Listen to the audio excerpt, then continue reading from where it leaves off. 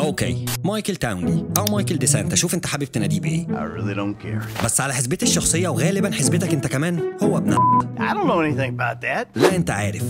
وخليني اقول لك عشان ما تسرحش مني. تعالى. حاضر يا عمي، امسك الخشب وانت داخل احسن الجو كله مكهرب. من فتره مش كبيره قوي عملنا حلقه عن ليه غلطه عمر تريفر انه سامح مايكل. ما اكدبش عليك انا ما كنتش عايز اعملها عشان عارف ان معظم الناس مقتنعه ان نهايه انهم كلهم يتحدوا مع بعض هي اللي صح، وغالبا الراي العام في مجتمع الجيمنج ما كانش هيرحمني. We are good. بس خلينا اديك تنبيه سريع كده ان دي مش شخصيتي، وفي المواقف اللي زي دي شخصيتي تتلخص في صاحب الحق سلطان. There's a surprise. يعني ما ينفعش ابقى عارف ان مايكل مات وشبع يموت وانت لسه مقتنع ان هو لسه عايش، وده ببساطه سببه انك فكرت بمشاعرك والراي العام هو اللي حدد لك قرارك، وللاسف عززه في عقلك لحد ما بقى بالنسبه لك حقيقه مطلقه. وطبعا اللي دمه حر عمره ما يوقع مشاعره في فخ لا مؤاخذه عبيط شبه ده. I got in a bit of an awkward situation. ومع ذلك طلعنا واتكلمنا وجبت لك بدل الدليل دليل واثنين وثلاثه واربعه وخمسه وسته من GTA 5 ان هو لازم يموت، والناس فعلا استجابت معايا وقعدت فكرت في الكلام واقتنعوا. وده مش عشان انا جامد ولا حاجه لا سمح الله، لا، ولكن ده عشان في دلائل مقنعه على المستوى الفكري ملموسه، فانت ممكن تروح تتفرج عليها عشان تفاصيلها كتير واكيد مش هيبقى سهل نلخصها في مقدمه فيديو. بس من هنا بقى من نفس الحلقه اللي انا بقول لك روح اتفرج عليها دي ظهر مجموعه ناس كده ليهم راي تاني، واكيد طبعا رايهم يحترم لان انا طبعا راجل ديمقراطي بسمع من كل الناس وفي الاخر بعمل اللي انا عايزه. بس اكيد ده مش عائق ان احترم كل الاراء، وفي الاخر مفيش امتع من لعبه يا تقنعني يقنعك. المهم ان الناس اللي خلتني ادعي الديمقراطيه دول قالوا لي يا اسطى انت بتلعبش GTA اونلاين ولا ايه يا اسطى؟ يا اسطى افتح DLC يا اسطى واونلاين يا اسطى، وهتلاقي فرانكلين عدى من قدام الاستوديو بتاع مايكل يا اسطى وقال ان في واحد صاحبه شغال هناك يا اسطى. هو مين صاحبه اللي شغال هناك يا اسطى غير مايكل يا اسطى؟ ايه يا اسطى انت ما بتشوفش؟ لا يا اسطى انا بشوف، وجاي لك النهارده عشان اقول لك ان انا بشوف، ومش جاي اقول لك ان انا بشوف بس، لا ده انا برضو جاي اقول لك ان مايكل مش عايش وشبع يموت، وبرضو جاي عشان اقول لك ان هجيب لك الدليل من نفس المشهد اللي انت بتستدل بيه ان مايكل مات. ايه رايك بقى؟ وبرضو جاي اقول لك شكرا يا اسطى ان احنا وصلنا ل 90,000 اخ واخت معانا هنا في القناه، ويا رب تكونوا مبسوطين معانا، ويا رب دايما نكون عند حسن ظنكم. وبرضو شكرا اننا وثقنا القناه بسببكم، وانا على وعدي معاك مكملين مع بعض ان شاء الله لحد المليون. بس انا مؤاخذه مش واخد بالك من حاجه غريبه؟ مش واخد بالك ان احنا اقل من 100,000 ووثقنا القناه؟ طب مش واخد بالك من حاجه تانية؟ مش واخد بالك ان علامه التوثيق شكلها غريب حبتين مش شبه العاديين؟ هتقول لي صح يا اسطى ازاي وانت اصلا قناه جيمنج واقل من 100,000؟ هقول لك ما انا يا اسطى اصلا ميوزك بروديوسر وبعمل مزيكا من زمان. يا راجل. والله العظيم يا عم. وانت كمان ممكن تكون سمعت مزيكتي في العاب كتير قبل كده، بس ممكن تكون ما اديتهاش اهتمام عشان بتلعب، واكيد مركز في اللعبه اكتر من المزيكا، لان المزيكا مهمتها انها تعزز الاحساس وتخليك تندمج في اللعبه مش اكتر. وبما ان الشركات اللي كانت مسيطره على مزيكتي انا واللي معايا كانت شركات صهاينه وبيتربحوا منها، ومع الاسف كلنا عارفين الفلوس دي بتروح على فين، فانا بصراحه كنت بسعى جاهدا ان احرر المزيكا دي من تحت ايديهم، خاصه من بعد اخر عدوان على اخواننا. والحمد لله قدرت ان انا ارخص شركتي وان انا افتح شركه انتاج خاصه بيا، وبدات اسحب مزيكتي واحده واحده منهم انا واللي معايا واسجلها في شركتي الخاصه واحطهم على قناتنا الرسميه سيكولوجي TV ميوزك. وكمان نزل منهم حوالي 20 تراك لحد دلوقتي، تراب ودريل وهاوس وترانس، ده غير اللي هتسمع بيه ان شاء الله قريب جدا في السين المصري. وكمان كل تراك موجود هناك تقدر تلاقيه على كل الميوزك بلاتفورم زي سبوتيفاي، انغامي، مش انغامي بقى كله، حتى تيك توك تقدر تستخدم اي تراك يعجبك على فيديوهاتك وما تقلقش بتجيب فيوز. ولو اي تراك فيهم عجبك قوي وعايز تنزله كلمني على الانستجرام وصدقني هبعتهولك ببلاش. وده اولا عشان انا مش بتربح من المزيكا لاني مش عايز اتربح منها، ثانيا عشان نحارب ولاد الاحبه دول تجاريا وربنا يقدرنا على فعل الخير وخراب بيوتهم حته حته اللهم امين. وعشان حاسس اني طولت عليك ما تنسوش تروحوا تشتركوا هناك وتسمعوا مزيكتي انا والعيله، وبالمناسبه في ناس كتير هناك اجمد مني، وتقولوا لي رايكم فيها هناك في الكومنتات. وبالمناسبه ده فنان مشهور جدا في مصر وتقريبا انت بتسمع اغانيه كل يوم، بس طبعا مش هقول هو مين عشان مش حابب ان هو يفصح عن نفسه، وانا اكيد بالتبعيه هحفظ الوعد ومش هقول هو مين. خلاص مش هقول على اسمك يا نصح. وبالنسبه للناس اللي فكرت اني غيرت محتوى القناه او القناه اتهكرت، فلا انا ما غيرتش حاجه والقناه ما اتهكرتش. هو كل اللي زاد في القناه خانه الريليس وخانه الميوزك فيديو، ودي الخانه اللي اي تراك هيبدا ان هو يتسحب من الصهاينه يخش على شركتنا، يجي ميعاد نزوله هتلاقيه اتحط هنا وهو مش هيزعجك، مش هيجي لك في نوتيفيكيشن، مش هيزاولك في اي حاجه، بس انا وعدك ان هي مش هتزعجك. اتفقنا؟ اتفقنا. نكمل بقى عشان الحلقه دي فيها تكسير تماثيل ونظريات وهتخليك تفكر 1000 مره قبل ما تقول ان مايكل لسه عايش. بس قبل ما نبدا ما تنساش ان انت تعمل لايك عشان ده فعلا بيساعد، ولو انت اول مره تشوفنا ما تنساش ان انت تعمل سبسكرايب وتفعل زر الجرس عشان يوصلك كل جديد. انا احمد فارس ودي حلقه خاصه من سلسله المحقق اللي جايين نكسر فيها النظريات والتماثيل، وعشان وقتي ووقتك Let's go. عشان نعمل ريفريش للذاكره خليني في السريع الخص لك القصه عشان تربط معايا الاحداث ببعض، وبعد كده ندخل على DLC عشان نفهم الدنيا بتقول ايه. القصه باختصار بتبدا بمايكل وتريفر ومعاهم واحد اسمه براد سنايدر وهم بيعملوا عمليه سطو مسلح على بنك، وبعد ما بيخلصوا وهم بيهربوا من الشرطه بيعملوا حادثه والعربيه بتبوظ منهم وبيبقوا لوحدهم في وسط الجليد. وبعدها بيظهر الراجل ده واللي بيبقى اسمه ديف نورتن وبيبقى عميل في الFIB، وديف بيخلص على مايكل وسنايدر وتريفر بياخد بعضه وبيهرب. وبعدها بنكتشف ان مايكل ما ماتش وانه زيف موته عشان هو عمل صفقه مع الFBI، والصفقه المفروض ان مايكل ياخد فلوس كتير ويدخل في برنامج حمايه الشهود في مقابل انه يبعد عن سكه السطو خالص ويبطل اجرام. وبيعدي 9 سنين وبنشوف مايكل وهو عايش عيشه من نضيفه منه، بس طبعا عشان هو كداب وفلوسه حرام فربنا رزقه بعيله طبعها اوسخ من الصهاينه، مراته خاينه وبنته شمال وابنه عيل مدمن وكسول وحاجه زي الخرا. المهم ان مع الاحداث مايكل بيكون اتعرف على فرانكلين وبقوا صحاب، وبرده مع الاحداث مايكل بيكون اكتشف ان مراته بتخونه مع مدرب التنس بتاعها، فراح ورا المدرب لحد ما زنقه عند بيته وهدله بيته على اللي فيه حرفيا. بس بيكتشف بعدها ان البيت اللي هو هده ده يبقى مش بيت المدرب وانه مجرد كان مستخبي هناك، وصاحب البيت الاصلي يبقى تاجر مخدرات كبير اسمه مارتن مادرازو.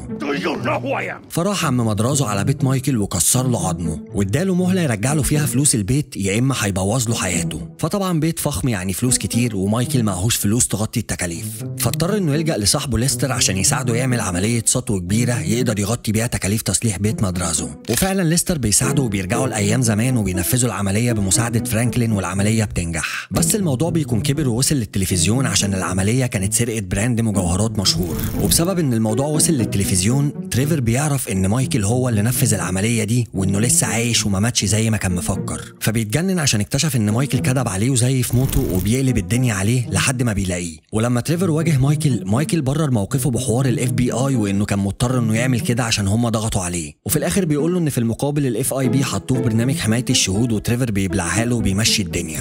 وبتمشي الدنيا وتريفر بيضم على مايكل تاني وبتدور الاحداث لحد ما تريفر بدا يسال على صاحبهم الثالث اللي كان معاهم يوم العمليه من 9 سنين، لان تريفر من 9 سنين كان فاهم ان المفروض ان مايكل مات وان سنايدر صاحبهم الثالث دخل السجن، بس دلوقتي مايكل عايش واقف قدامه، فمين بقى اللي اتدفن مكان مايكل؟ ومايكل فضل يهرب من السؤال ده وفضل مكمل في كدبته لفتره كبيره لحد ما في الاخر تريفر بيشك ان براد صاحبهم الثالث مات وان هو اللي اتدفن مكان مايكل وانه مش في السجن زي ما هم بيقولوا له. وفعلا الشكوك بتجننه لحد ما في الاخر بيروح عند القبر اللي المفروض بتاع مايكل واكتشف ان فعلا براد صاحبهم الثالث اتقتل وهو اللي مدفون مكان مايكل وانه مش في السجن زي ما كانوا مفهمينه. فبتهب منهم وبيرفعوا السلاح على بعض، بس بيطلع عليهم عصابه الترايدز وبيخطفوا مايكل وتريفر بيهرب. وبعدها فرانكلين بيروح ينقذ مايكل وبتمشي الدنيا وبتدور الاحداث، بس مايكل وتريفر بيكونوا مش بيكلموا بعض وحالفين لا يخلصوا على بعض. وكل اللي انا قلته ده كان اختصار لاحداث وتفاصيل كتير جدا، فلو حابب تعرف التفاصيل دي فانت ممكن تتفرج على ملخص GTA 5 كامل بعد الحلقه دي من هنا. وبتدور الاحداث لحد ما بنوصل للنهايه، والنهايه المفروض اللي بيحددها فرانكلين، والمفروض ان فرانكلين معروض عليه من ستيفن من الFBI انه يخلص على تريفر، ومعروض عليه من ديفن ويستن المستثمر انه يخلص على مايكل، او هو يكلمهم عشان يحذرهم ويجمعهم مع بعض عشان يخلصوا على ديفن ويستن وستيف اللي عايزين يخلصوا عليهم. والمفروض انه يختار حل من الثلاثه، وده اللي موقع الناس في بعض،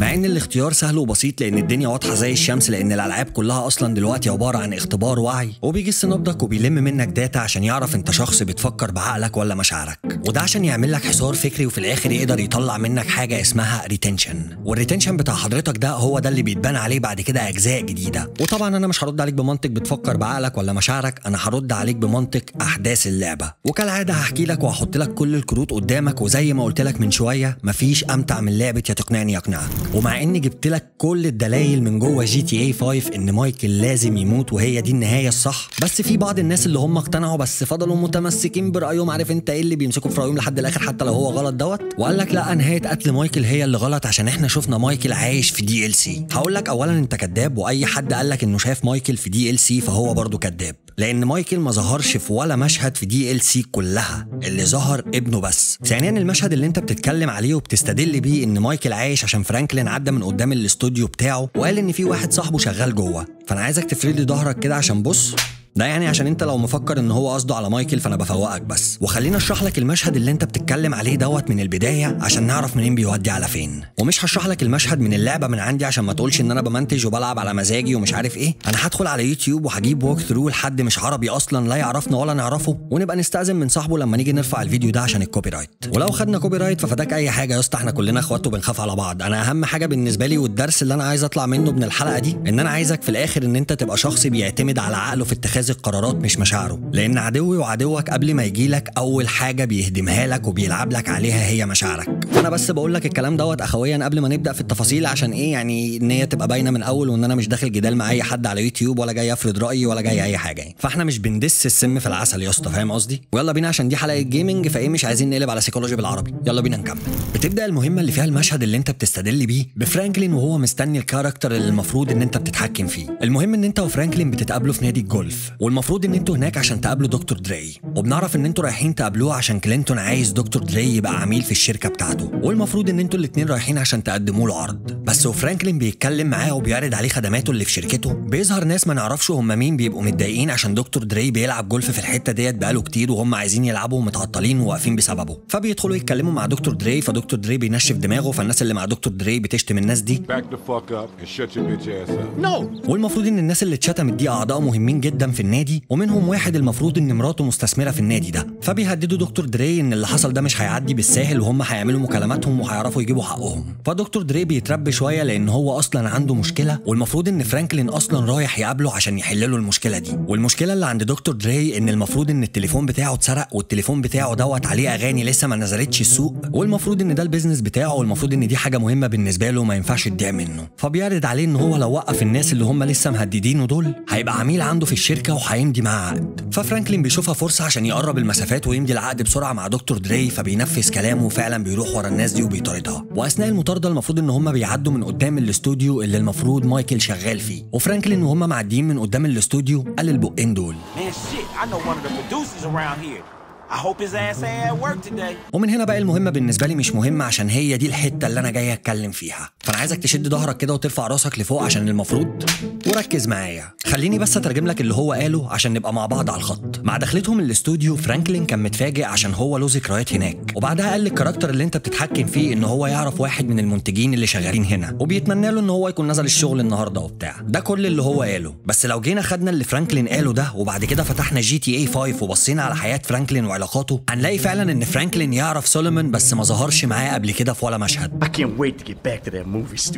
بس اسمه في الاخر يعرفه، زيه زي ستيف، زيه زي ديف نورتن، زيه زي ديفن ويستن، عادي زيه زي ليستر اللي اصلا فرانكلين بقى غني بسبب ان ليستر ساعده وهما الاثنين اشتغلوا مع بعض لوحدهم، وكان بيروح يخلص لهم مهمات لوحده بعد كده عادي. مايكل ممكن يديك الاحساس ان هو اللي سايق الليله، بس ده مش معناه ان فرانكلين ممكن ينكر علاقته باي حد اتعرف عليه سواء لوحده او عن طريق مايكل، لان هو نفسه اتعرف على مايكل لما كان رايح يسرقه ومايكل قفشه. مش صاحبه من زمان هو يعني زي تريفر او ليستر، او حتى اتعرف عليه في موقف مشرف مثلا، لا خالص. بس انت تقريبا بتتسحل وبتنسى عشان الثلاثه مع بعض معظم الوقت في اللعبه، فتحس ان هم لهمش اصحاب تاني. فانا دليلي هنا مش عشان حاجه حصلت او بربط احداث ببعض او حاجه، لا، انا دليلي هنا الكلام اللي قاله فرانكلين نفسه لما حب يفلاش باك ويعيش في النوستالجيا. قال ان هو يعرف واحد من المنتجين اللي شغالين هنا، مع انه يعرف 2 من المنتجين اللي شغالين هنا مش واحد بس. يعني ما ينفعش ابقى معدي من قدام شركه عباس وجوليتا المحدوده مش عارف ايه وهما الاثنين صحابي واقول انا اعرف عباس بس او اعرف جوليتا بس، يعني مش منطقيه بشكل ما، فاهم؟ الا لو واحد منهم مات او فض شراكته مع التاني، يعني في العموم ما بقاش موجود، فمن هنا تبقى منطقيه عشان الوضع مختلف. والوضع المختلف ده هو نفس الوضع اللي فرانكلين كان فيه وهو معدي من قدام الاستوديو، مع العلم ان مايكل ما كانش فك شراكته مع سولومون عشان موضوع الافلام والكلام ده كان اصلا حلم حياه مايكل من صغره. فلو هما الاثنين موجودين كان هيقولوا انه يعرف 2 من المنتجين اللي شغالين هنا، لكن هو اتكلم بصيغه الفرد وكلامه كان واضح جدا. يعني باختصار هو كان قصده بالكلام ده على سولومون مش مايكل. بس انت لما مؤاخذه الكلام معاك على مشاعر تشاور فبتتسحل وبتنسى تحط التفاصيل الصغيره دي على الترابيزه معاك، عشان فعلا وجود التفاصيل الصغيره دي بيوضح الوضع ويخليك تعمل تصور دقيق الى حد ما. ومش هقول لك تصدق ايه وما تصدقش ايه وانهي نهايه صح وانهي نهايه مش صح، لان انا نفسي مش فارق لي انهي نهايه فيهم هي اللي صح، لان دي في الاول وفي الاخر لعبه ومش مستاهله خالص بيفات مع حد، لاننا اكيد كلنا اكبر من كده بكتير. بس اللي عايز انبهك توجيهك ليه ان في الاول او في الاخر ده ترفيه، يعني قوه ناعمه، يعني سلاح بيستخدم ضدك عشان تفضل شخص ميال للمشاعر والراي العام، وده بالتبعيه بيضعف قدرتك على التفكير بوضوح في العموم. وعايزك تحط في بالك ان ده اول سلاح بيفعلوه لما يبقوا عايزين ياثروا على قراراتك في العموم عشان توافقهم بشكل لا واعي في تعميم توجيه معين او راي عام يخدم مصالح الاجندات. تلاقيه عمل لك فيلم، مسلسل، كتب لك اغنيه، دسها لك في مقالات، في العاب، في اخبار، في اعلانات، حتى الكرتون يا راجل مش رحمين. وعلى قد ما كلها بتعمل قويه ومش عارف ايه في الاول وبتروح مع الزحمه وخلاص، بس بتبدا تلاقيهم بيضعفوا وبيتسحبوا مع اول اعلان او اول خبر او حتى فيديو كليب الاغنيه المغني بيحبوه، زي نظريه تعودك على المشهد كده جت عن طريق القوه الناعمه. في النهايه والمختصر المفيد، انا مش جاي اقول لك ما تتفرجش وما تلعبش وكده، لا،